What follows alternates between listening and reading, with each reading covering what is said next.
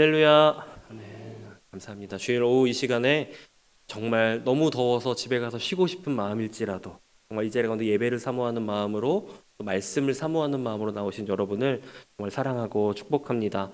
우리가 이 시간 이 자리에 모여서 함께 예배할 때 함께 주의 말씀을 원하고 함께 주의 얼굴을 바라며 나아갈 때에 시간 하나님을 경험하고 하나님의 음성을 듣는 귀한 시간 될 줄로 믿습니다. 또한 특별히 우리 헌신을 다짐하며 나아가는 우리 11요 전도회 위에는 기도의 응답과 주의 동행하심이 항상 누려지시기를 예수님의 이름으로 축복합니다. 한국 교회에서 한때는 정말 유행처럼 매주 매일처럼 얘기했던 단어가 있습니다. 그런데 지금이라고 얘기하지 않는 것은 아니지만 조금은 덜하지 않나 생각되는 단어 중에 부흥이라는 단어가 있습니다. 여러분 다 아시는 단어죠? 처음 들어보시지는 않죠? 부흥이라는 단어는 그 뜻을 보면 쇠퇴하였던 것이 다시 일어나는 것 또는 그렇게 되게 하는 것을 부흥이라고 이야기합니다. 부흥을 주제로 한 찬양도 참 많이 불렀었고요. 신앙의 부흥과 세대의 부흥을 위해서 정말 많이 오랜 시간 함께 눈물로 부르짖고 기도했던 어린 날에 또 젊은 날의 그런 기억들이 나고 있습니다.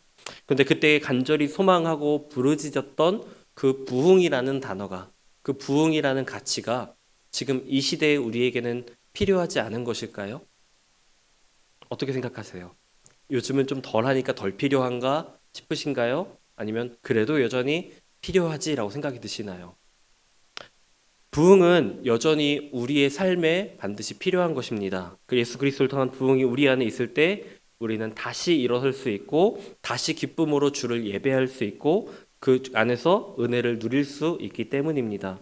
부흥이라는 것을 옛날에는 단순하게 사람이 많아지는 것, 양적인 성장만이 부흥이라고 생각했던 그런 시대도 있었습니다. 그러나 그것은 진정한 부흥이 일어난 후에 자연스럽게 따라오는 그 이후의 상황이고 환경일 뿐이란 것이죠.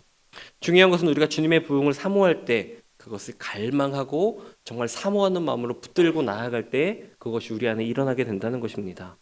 에스겔 선지자에게 보여주셨던 것처럼 은혜가 이 자리 가운데서 흘러 들어가서 우리의 심령을 가득 채우고 교회를 가득 덮고 개인의 가정과 사업장을 가득 덮어갈 때 그 안에서 우리가 부흥을 경험할 수 있게 되는 것이죠.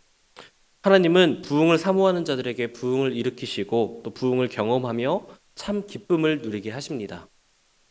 그런데 이 부흥이라는 것이 참 기대가 되고 소망이 되고 참 내 삶에도 내 가정에도 우리 사업장에도 우리 교회에도 부흥이 일어났으면 좋겠다라고 우리가 생각하고 나아가지만 단 한 가지 어려운 것은 그것이 우리가 어떠한 열심으로 나아간다 할지라도 우리의 열심에 비례해서 부흥이 이루어지는 것은 아니라는 것입니다.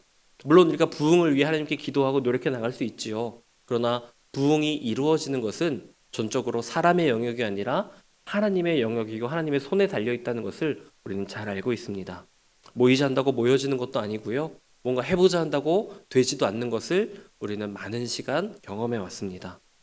그렇기 때문에 우리는 성경에서 주님의 부흥이 불어왔던 그 장면들을 살펴보면서 우리가 어떻게 주님 앞에 설 때에 어떤 생각, 어떤 마음, 어떤 자세로 주님 앞에 설 때에 우리 앞에 부흥이 다시 한번 회복되는지 우리가 어떤 부흥을 경험하고 어떤 기쁨으로 나아갈 수 있을지 성경을 통해 함께 배워볼 수 있을 것 같습니다. 그래서 오늘 이 말씀을 통해서 다시 한번 우리가 어떤 것을 기쁨으로 삼고 살아야 하는지 우리 삶의 목적과 방향이 어때야 되고 그 삶의 방향을 잘못되어 있다면 다시 한번 재설정하는 그런 시간이 되시기를 바랍니다.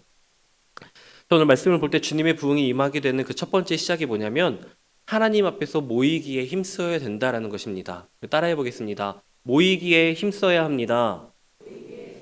한 번 더 해보겠습니다. 모이기에 힘써야 합니다. 오늘 읽지 않았지만 본문 2절 말씀을 우리 화면을 통해서 우리 다시 한번 보도록 하겠는데요. 본문 2절에 보면 이렇게 얘기합니다. 일곱째 달 초하루에 제사장 에스라가 율법책을 가지고 회중 앞 곧 남자나 여자나 알아들을 만한 모든 사람 앞에 이르러 라고 말합니다. 이때가 언제냐면 이스라엘이 바벨론의 포로가 되었었죠. 근데 하나님의 때가 되어서 포로의 시간을 이제 다 마치고 포로의 시간을 끝내고 이제 포로의 시간을 마치고 돌아왔을 때의 일입니다. 그런데 돌아와 보니 성벽은 다 무너져 있는 거예요. 이 집 저 집 담장 저 나라가 이웃 나라가 우리나라에 들어올 때에 막아줄 성벽이 남아있지 않았습니다. 그러니까 그 무너져 있는 성벽으로 인해 수치를 당해야만 했어요. 정말 정성껏 농사를 짓고 그 수확물을 거두고 이것을 영위하면서 누리면서 살아갈 것을 기대하고 우리 일상이 드디어 회복되는구나라고 생각할 때에 이방 민족들이 쳐들어와서 그것들을 가져가는 그런 수치를 계속해서 당할 수밖에 없었던 것이지요.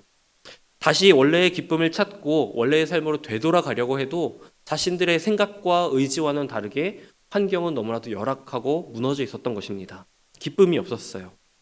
이 상황을 수상공에 있던 느헤미야가 주님의 마음을 품고 다시 성벽을 쌓으려고 하는 것입니다. 그래서 느헤미야를 중심으로 예루살렘의 성벽을 쌓기 시작했습니다. 근데 정말 기적처럼 그 성벽을 쌓는 일이 52일 만에 다 쌓아지게 됩니다. 그리고 그 성벽 안에서 이제 이스라엘 백성들이 모이게 된 거예요. 얼마나 기뻤을까요?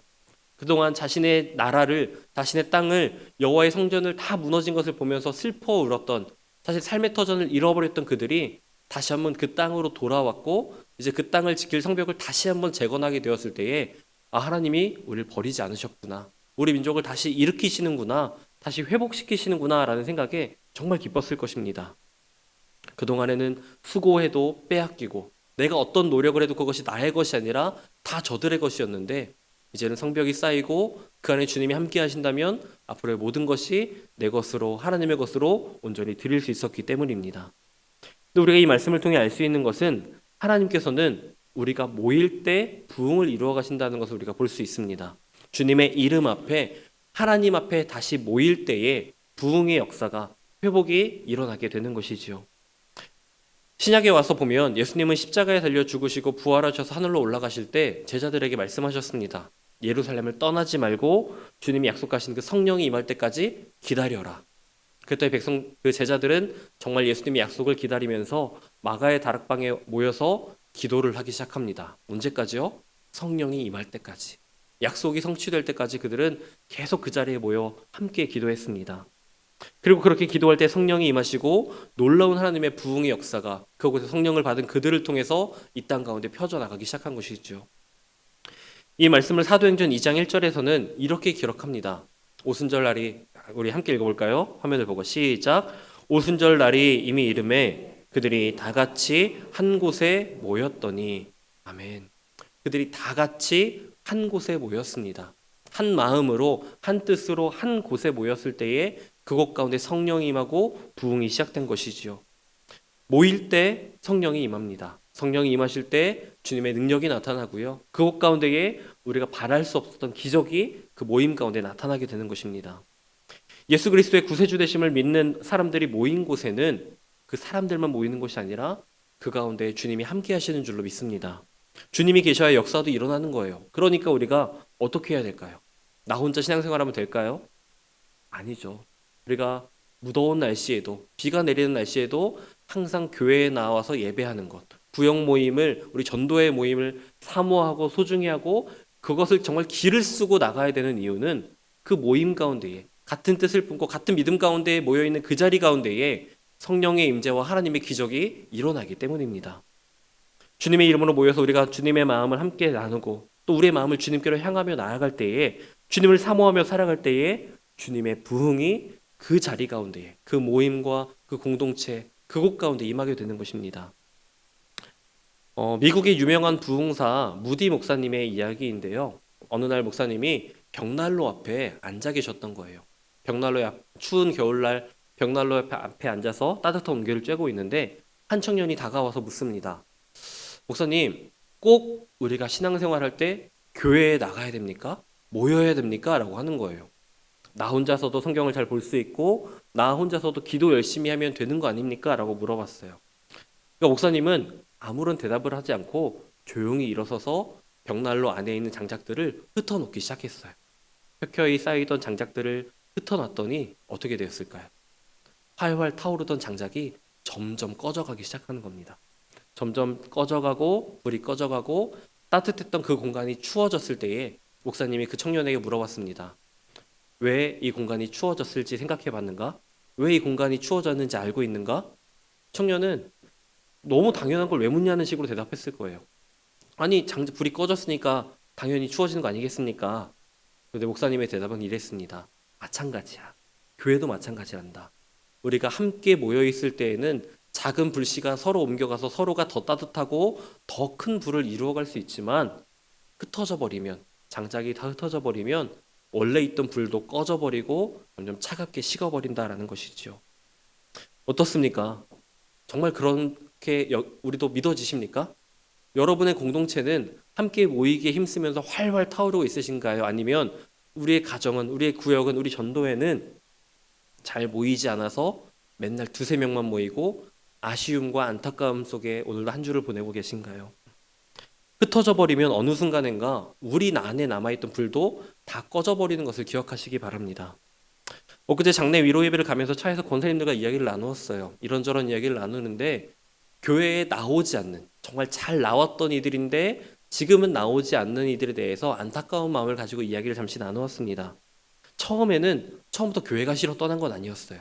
처음에는 어떤 부득이한 문제 때문에 한 주를 빠지게 되고 한 달을 빠지게 되고, 근데 시간이 지나게 되니까 이제는 시간이 몇 년이 흘렀는데도 여전히 돌아오고 있지 못하다는 거죠. 또 새가족분들이 등록을 하실 때 요즘은 교회에 처음 나오시는 분들보다 예전에 교회를 다니셨던 분들이 등록을 하시는 경우가 많습니다. 근데 그분들의 이야기를 들어보면 짧게는 수년에서 길게는 수십 년 동안 교회를 떠났던 분들의 이야기를 듣게 되는 거예요. 근데 그분들의 공통점은 항상 처음부터 이렇게 교회를 오래 쉴 생각은 없었다는 거예요. 잠깐 불편한 사람을 떠나려고, 잠깐 불편한 상황을 벗어나려고 떠났던 그 발걸음이 이렇게 수년이 지나고 수십 년이 지나서야 예수님 품으로 교회로 돌아오게 되었다라고 말씀을 하시더라고요. 우리가 기억해야 될 것은 우리가 아무리 힘든 일이 있어도, 아무리 어려운 일이 있어도 우리가 함께 모여 있으면 나는 더 이상 차갑게 식어버리는 것이 아니라 옆에 있는 이를 통해 더욱더 활활 타오르게 되고 더욱더 큰 빛을 발할 수 있게 된다는 것입니다. 내 불이 식어지려 할 때에 옆에서 뜨겁게 타오르는 불꽃을 힘입어서 나 또한 다시 한번 뜨겁게 나아갈 수 있게 되는 것이죠. 바라기로 우리 소양의 모든 성도들이 주님 안에 함께 모이기를 힘쓰면서 그렇게 활활 타오르는 장작처럼 서로에게 힘이 되는 공동체가 되었으면 좋겠습니다. 예배의 자리, 기도의 자리, 모임의 자리마다 저기 나랑 상관없어, 안 가도 돼, 알아서 하겠지, 이런 마음이 아니라 나 저기 꼭 가고 싶어, 저 자리에 기쁨이 있어, 나 저 자리를 사모해, 이런 마음이 회복되어져서, 모임이 회복되어져서 그 안에서 모임을 통한, 공동체를 통한 하나님의 기쁨을 누리며 살아가셨으면 좋겠습니다. 거기에 내 은혜가 있고 하나님의 능력이 있고 하나님의 역사하심이 있다는 것을 우리가 믿음으로 붙잡게 되면 그 모임은 더 이상 멀리하고 싶은 모임이 아니라 가까이 하고 싶고 나아가고 싶고 놓칠 수 없는 모임의 자리가 되기 때문입니다. 그리고 두 번째는 모이는 거 중요해요. 모였어요. 그러면 모여서 무엇을 하는가가 중요하다는 거예요. 모여서 그냥 세상 사는 이야기, 아이고 우리 아들들이 시집을 아직도 못 가서, 또 가게가 어려워서, 나 이런 건강에 어려움이 있어서, 이런 것들만 얘기하고 하루를, 일주일을 보낼 수는 없잖아요. 모이면 분명히 함께 공동적으로 바라보고 이루어야 될 목적이 있는데 거기서 무엇을 하느냐가 굉장히 중요하다는 것입니다. 오늘 성경은 우리에게 모여서 무엇을 해야 되는지 말씀해 주시는데요. 모여서 우리가 다른 것이 아니라 하나님을 경외하는 마음으로 하나님의 말씀을 붙들고 서야 되는 줄로 믿습니다. 오늘 읽었던 말씀인데요. 오늘 본문 5절, 6절, 9절을 우리 화면을 통해서 함께 읽어보도록 하겠습니다. 시작. 에스라가 모든 백성 위에 서서 그들 목전에 책을 펴니 책을 펼 때에 모든 백성이 일어서니라. 에스라가 위대하신 하나님 여호와를 송축하매 모든 백성이 손을 들고 아멘 아멘 하고 응답하고 몸을 굽혀 얼굴을 땅에 대고 여호와께 경배하니라. 백성이 율법의 말씀을 듣고 다 우는지라. 아멘. 자, 다시 상황으로 돌아와서 성벽 재건을 마치고 백성들이 모여 있습니다. 그 가운데 무슨 일을 했냐면 에스라가 하나님의 말씀을 펼쳤어요. 그리고 그 말씀을 읽기 시작했습니다. 근데 이 말씀을 펼쳐질 때 백성들이 어떻게 말씀을 받냐면 다 자리에서 일어나서 말씀을 받아요. 그 말씀을 내가 앉아서 편하게 받을 수 없다. 경건한 마음으로, 경외하는 마음으로 모두가 일어서서 그 하나님의 말씀을 듣습니다. 그들 안에는 주님을 경외하는 마음이, 주님의 말씀을 경외하는 마음이 그들 안에 있었다는 것이죠. 그리고 말씀을 받을 때 오늘 말씀해 보니까 아멘, 아멘 이렇게 말씀에 반응하며 받았다고 합니다. 그리고 그 말씀이 들려오면서 그 말씀이 내 가운데 새겨질 때마다, 그 말씀이 내 마음을 찔러올 때마다 얼굴을 땅에 대고 회개하고 자복하는 마음을 하나님께 참여했다는 거예요. 마음을 다해 그 말씀을 대했던, 생명 다해 그 말씀을 받았던 그들의 모습을 우리가 볼 수 있는 것입니다. 근데 이것을 하루만 한 것이 아니에요. 일주일이 되는 그 초막절의 절기 7일 동안 매일매일 그렇게 말씀을 읽고 받았던 것입니다. 하나님의 말씀을 받는데 그들은 정말 진심을 다해서 전심으로 나아갔던 거예요. 이 모습을 통해 알 수 있는 것은 하나님을 경외하는 마음으로 말씀 앞에 서서 전심으로 그 말씀을 듣고 고백하고 화답하며 나아갈 때 그 말씀을 통해 주님의 회복의 역사가 부흥이 일어나게 된다는 것입니다. 그럼 도대체 하나님의 말씀은 어떤 것이길래 그 말씀을 통해 부흥을 이루어 가시는 것일까요? 우리가 잘 아는 말씀인데 이사야 40장 말씀을 우리 함께 또 화면을 통해 읽어보도록 하겠습니다. 함께 읽겠습니다. 시작. 모든 육체는 풀이요 그의 모든 아름다움은 들의 꽃과 같으니 풀은 마르고 꽃이 시듬은 여호와의 기운이 그 위에 붐이라. 이 백성은 실로 풀이로다. 풀은 마르고 꽃은 시드나 우리 하나님의 말씀은 영원히 서리라. 아멘. 이 말씀을 받는 우리 인간의 육신은 너무나 연약하기 때문에 풀과 같아서 마르고 시들고 떨어지는 때가 옵니다. 끝이 반드시 온다라는 것이죠. 그런데 주님의 말씀은 영원히 서리라. 하나님의 말씀은 쇠하는 것 없이 영원히 서리라 말씀하시는 거예요. 그리고 그 영원한 말씀이 우리가 어떻게 다가오냐면 히브리서 4장 우리 12절과 13절에 이렇게 얘기합니다. 하나님의 말씀은 살아있고 활력이 있어 좌우의 날선 어떤 검보다도 예리하여 혼과 영과 및 관절과 골수를 찔러 쪼개기까지 하며 또 마음의 생각과 뜻을 판단하나니 지으신 것이 하나도 그 앞에 나타나지 않음이 없고 우리의 결산을 받으시리에 눈앞에 만물이 벌거벗은 것 같이 드러나느니라 라고 말씀하십니다. 그러니까 하나님의 말씀이 영원하니까 귀하다라는 것이 아니에요. 그 영원한 말씀이 어떻게 되는 것이냐면 그 영원한 말씀이 옛날부터 지금까지 지금 이 시간에도 여전히 살아있는 말씀이라는 것입니다. 그리고 그 살아있는 말씀이 내 안에 들어와서 내 마음의 생각과 뜻과 그 모든 것들을 환하게 비춰 드러내는 거예요. 그렇게 빈틈없이 내 삶을 가득 채우고 비추시는 말씀으로 인해서 내가 회개하고 돌이켜서 내가 빛 가운데로 나아가도록 이끄시는 것이 살아있는 말씀, 그 영원한 말씀, 하나님의 말씀이라는 것입니다.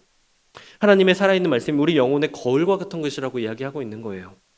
그러니까 이 말씀이 진짜 우리에게 들려올 때에 그 말씀이 지나가는 이야기가 아니라 나를 위한 말씀, 나를 향한 말씀으로 내가 붙들고 나아갈 때에 내가 우리의 생명이 살아나고 주님께로 나아갈 수 있는 길잡이가 그 말씀이 되어준다는 것이지요. 그 말씀이 내게 능력이 된다라고 말씀하고 계시는 것입니다. 그렇게 말씀으로 인해 주님께 나아가고 그 모든 과정과 순간 안에서 이전에는 누리지 못했던 나에게 말씀하시는 하나님을 경험하고 인도하시는 하나님을 경험하면서 기쁨이 없던 그 삶이 다시 한번 기쁨의 자리로 나아갈 수 있게 되는 것입니다. 이 영원하고 변함없는 내 삶을 환하게 비춰주는 능력의 말씀이 하나님의 말씀이라고 하는 거예요. 자, 그러면 이제 우리는 이 시간 다시 한번 우리의 삶을 점검해 보았으면 좋겠습니다. 정말 나에게도 그 말씀이 하나님의 말씀이 그렇게 들려오는가? 매일매일 아침 성경책을 붙들고 있는 그 말씀이 새벽 예배 나와서 주일 예배 나와서 수요일 금요일마다 듣는 그 하나님의 말씀이 정말 나를 위한 생명의 말씀으로 붙들어지고 믿어지는가? 아니면 습관처럼 나오는 예배의 자리, 습관처럼 들리는 하나의 설교 말씀으로 지나가고 있지는 않은가 말입니다. 그리고 분명히 하나님의 말씀에 능력이 있다 하였는데 그 능력이 하나님이 말씀하신 그 말씀이 아무리 읽고 듣고 받으려고 해도 왜 내 삶에는 능력이 나타나지 않는가? 우리는 분명히 다시 한번 점검해 봐야 되는 것이지요.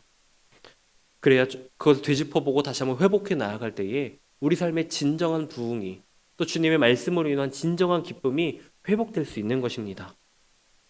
오늘 성경에서 이스라엘 백성들은 아멘 아멘 화답하며 말씀을 받았습니다. 말씀이 마음의 찔림으로 다가올 때는 엎드려서 회개하면서 그 말씀을 진정으로 붙들었어요. 그런데요, 만약 우리 안에 그런 경험이 없다면 말씀을 진심으로 붙들었던 전심으로 붙들었던 경험이 없고 그 말씀이 내 삶에 꽂혀서 살아있고 역사하는 그 말씀을 경험해 본 것이 없다면 경험해 본 적이 없다면 아마 그 사람들은 그런 예배자들은 아무리 많은 예배 자리 나온다 할지라도 그 예배가 기쁨이 되지 못할 것입니다. 근데 말씀이 능력이 되려면 이것을 정말 하나님의 말씀으로 받아야 됩니다. 온 세상을 만물을 지으시고 온 세상 모든 인류를 구원하신 그 사랑의 하나님, 전능하신 하나님, 불가능이 없으신 그 하나님이 내게 말씀하신다. 나를 위해 말씀하신다는 것을 믿음으로 붙잡으면 그것이 내 삶의 능력으로 나타나게 되는 것이지요. 하나님의 말씀을 하나님의 말씀으로 받을 때 내게 말씀하시고 역사하시는 하나님을 경험하면서 살아갈 뿐만 아니라 그 말씀을 주시는 주로 인해 기뻐하는 삶을 살아갈 수 있게 될 줄로 믿습니다. 자, 그리고 마지막 세 번째는 주님을 기뻐하는 믿음을 회복하는 것입니다. 한번 따라해 볼까요? 주님을 기뻐하는 믿음을 회복합시다. 우리 읽었던 말씀인데 우리 느헤미야 8장 10절 말씀을 다 같이 한번 읽어보도록 하겠습니다. 10절입니다. 시작. 느헤미야가 또 그들에게 이르기를 너희는 가서 살찐 것을 먹고 단 것을 마시되 준비하지 못한 자에게는 나누어 주라. 이날은 우리 주의 성일이니 근심하지 말라. 여호와로 인하여 기뻐하는 것이 너희의 힘이니라 하고. 아멘. 우리의 힘이 뭐라고 말씀하시죠? 주님을 기뻐하는 것이 우리의 힘이라고 이야기합니다. 그것이 우리의 힘이라고 하나님 우리에게 말씀하고 계시는 거예요. 정말 그렇죠. 오늘 읽지 않았지만 하박국 선지자도 그랬습니다. 이스라엘 백성들이 죄로 인해 무너져 가는데 죄로 가득한 그 백성들인데 하나님이 더 죄악이 깊은 그 바벨론 민족을 들어서 그들을 심판하시겠다 말씀하시는 거예요. 그러니까 하박국 선지자 입장에서는 기가 막힌 상황인 거예요. 그래서 자기 생각과 자기 판단으로 하나님이 왜 이 죄 많은 백성을 심판하실 때 더 죄 많은 바벨론을 들어 심판하시나 라고 생각하면서 자기 생각으로 하나님답지 않다고 생각하고 불평하고 따졌던 하박국 선지자였습니다. 근데 그가 눈을 들어서 주님을 보고 주님의 행하심을 깨닫고 나니까 그의 고백이 완전히 달라지게 됩니다. 온통 죄투성이에 불합리한 세상이고 하나님마저 불합리한 것으로 여겨졌었는데 주님의 눈을 보니까 온 땅이 주님의 영광으로 주님의 공의로 뒤덮여 있는 것이 그에게 보여지는 거예요. 물이 바다를 덮은 것 같이 하나님의 공의와 그 사랑이 온 땅을 덮고 있는 것을 그가 깨닫게 됩니다. 그래서 그 믿음의 눈이 열린 하박국 선지자의 고백이 우리가 잘 알고 있는 하박국 3장 17절부터 19절의 말씀이에요. 너무도 잘 아는 말씀인데 우리 한 번 더 화면을 통해 함께 읽어보도록 하겠습니다. 시작. 비록 무화과 나무가 무성하지 못하며 포도나무에 열매가 없으며 감람나무에 소출이 없으며 밭에 먹을 것이 없으며 우리의 양이 없으며 외양간에 소가 없을지라도 나는 여호와로 말미암아 즐거워하며 나의 구원의 하나님으로 말미암아 기뻐하리로다. 주 여호와는 나의 하나님이시라. 아멘. 이 고백을 한 사람이 바로 방금 전까지 하나님 이런 게 어딨어요 라고 불평했던 사람이에요. 하나님을 이해하지 못하고 하나님의 뜻을 알지 못하고 그 죄투성인 그들을 향해서 불평했던 하박국인데 눈을 들어서 주님이 힘이 되시고 주님의 영광을 보니 감사가 되고 찬양이 되고 그 믿음의 고백이 달라졌던 것입니다. 주님으로 인해 기뻐하는 믿음, 주님이 이 모든 것에 힘이 되신다, 능력이 되신다, 그 주님이면 충분하다는 그 믿음이 붙들려지니까 그 입술의 고백이 그 생각이 바뀌게 되었던 것입니다.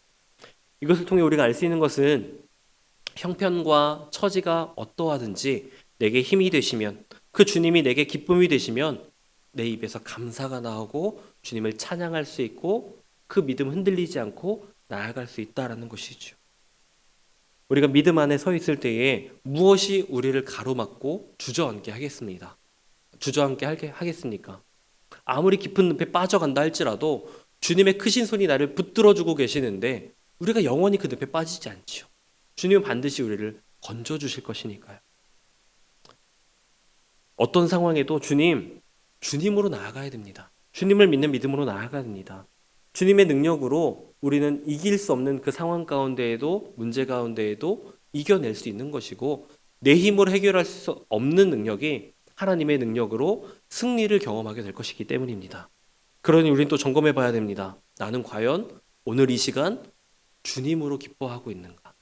정말 주님을 예배함이 기쁨이 되고 주님 앞에 나와 봉사하고 선교하고 이렇게 교회 공동체를 이루어가는 것이 내게 기쁨이 되는가? 아니면 이 자리 밖에 있는 저 세상에 있는 다른 것들이 여전히 내 마음의 기쁨이 되고 있는가 하는 것입니다. 주님은 우리와 함께 하고 계십니다. 기쁨의 근원이 되시고 능력이 되시는 주님이 지금 이 시간 이 자리에 우리 안에 내 안에 와 계신다라는 거예요. 그런데 왜 여전히 여러분 안에는 걱정이 염려가 그 마음을 가득 채우고 계십니까? 왜 하나님의 능력과 그분의 일하심을 기대하지 못하고 여전히 세상의 것과 나의 것을 의지하면서 하나님을 믿지 못하고 신뢰하지 못한 채 두려움 가운데 살아가고 계십니까? 분명 주님이 내 안에 또 지금 이 시간 나와 함께 하고 계시는데 말입니다. 오늘 오전 목사님께서 말씀해 주신 것처럼 상황과 환경이 중요한 것, 그것이 어떠한 것이 중요한 것이 아니라 하나님이 함께하고 계시고 하나님이 일하고 계심을 바라보고 믿게 되면, 가장 선한 것으로 주실 것을 믿는 그 믿음이 우리 안에 있게 되면 우리가 이겨내지 못할 것이 없습니다. 우리의 믿음이 다른 길로 곁길로 새어나갈 이유가 전혀 없게 되는 것입니다. 여러분은 어떠십니까? 여러분의 삶은 무엇으로 기쁨을 누리며 살아가고 계십니까? 또 어떤 기쁨을 향해 오늘도 한 걸음 한 걸음 살아가고 계신가요? 무엇이 내가 달려갈 길이 되고 소망이 되고 있으십니까? 바라기로 여러분 안에 하나님의 말씀이, 하나님의 공동체가, 또 하나님의 그 나라가 기쁨이 되고 소원이 되고 소망이 되는 여러분 되시기를 주님의 이름으로 축복합니다. 마지막으로 제가 찬양 인도를 하면서 자주 했던 찬양이 있는데, 이 찬양의 가사를 함께 나누고 예배를 마쳤으면 좋겠는데요. 위러브라는 찬양팀이 부른 다시 일어나라는 찬양입니다. 찬양의 가사를 보면 이래요. 나는 내 마음의 복음이 흥했던 곳에서 다시 아버지를 만나고, 주님 내 마음의 연약한 눈물의 끝에서 또 나를 반겨주시네. 작다 생각했던 그의 부르심 다시 나를 회복해 하시네.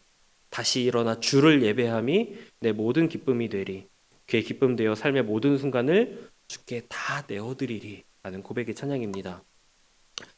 우리가 예수님을 처음 만났던 자리, 예수님을 만나고 있는 이 자리를 지켜나간다면, 우리가 혹 이 자리를 떠났을지라도, 이 자리를 놓쳤을 때라도 다시 돌아온 그 자리 가운데에서 여전히 나를 향한 하나님의 사랑과 하나님의 그 자리에 계신 하나님을 만나게 될 것입니다.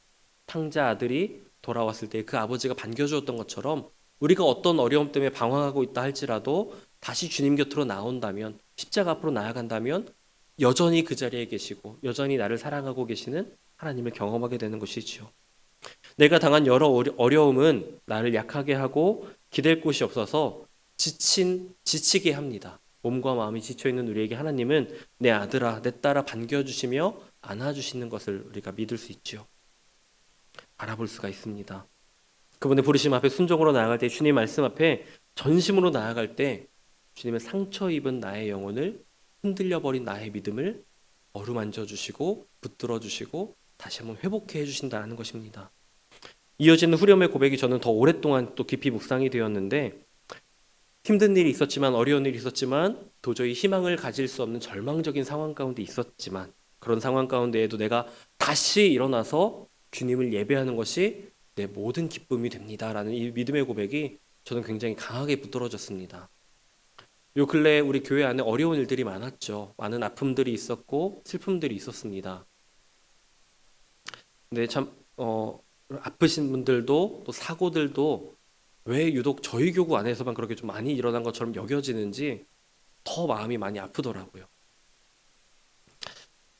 근데 주님의 이름으로 우리가 모여서 함께 기도하고 말씀을 나누고 함께하는 이 공동체 가운데서 우리가 바라야 될 것은, 주님을 바라볼 때 정말 기뻐할 수 없는 그 상황 가운데에도 여전히 아픔과 슬픔과 고통은 존재하지만, 여전히 내 앞에 가득하지만 내가 주님으로 인해 기뻐할 수 있습니다라는 그 믿음의 고백은 우리 안에 회복되어져야 된다는 것이지요.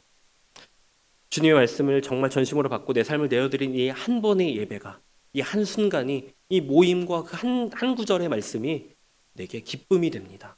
내게 생명이 됩니다라는 믿음의 고백이 우리 안에 회복되어져야 되는 것입니다. 주님이 우리에게 힘이신 것을 믿으시기 바랍니다. 주님이 우리의 기쁨 되심을 믿음으로 붙잡으시기 바랍니다. 이것을 우리가 믿고 주님 앞에 나아갈 때에 주님 안에서 힘써 모이고 주님의 말씀을 하나님의 말씀으로, 내게 주시는 말씀으로 붙들고 나아갈 때에 그 주님이 나의 힘 되심을 고백하며 나의 삶에, 우리 가정 가운데, 우리 교회 가운데 함께 하심을 믿게 될 때에 우리 교회 안에 놀라운 주님의 부흥의 역사가, 놀라운 회복이, 놀라운 기쁨의 회복이 우리 안에 있게 될 줄로 믿습니다. 그것이 나에게는 세상의 것과 비교할 수 없는 은혜가 되고, 하나님께는 그런 나의 존재가, 회복된 나의 존재가 하나님의 큰 기쁨이 될 줄로 믿습니다. 오늘 이 시간 우리가 다시 한번 예수 그리스도의 십자가 앞에 모이기를 힘쓰면서 또 주님의 말씀을 전심으로 받는, 그래서 그것이 나의 삶의 기쁨이 되어 말씀을 따라 살아나가는 온전한 주님의 제자, 주님의 백성 되기를 원하는, 그렇게 살아가기는 주님의 그리스도의 신실한 제자로 살아가는 저와 여러분, 우리 모든 소형의 성도 여러분 되시기를 예수님의 이름으로 축복합니다. 아멘. 기도하겠습니다.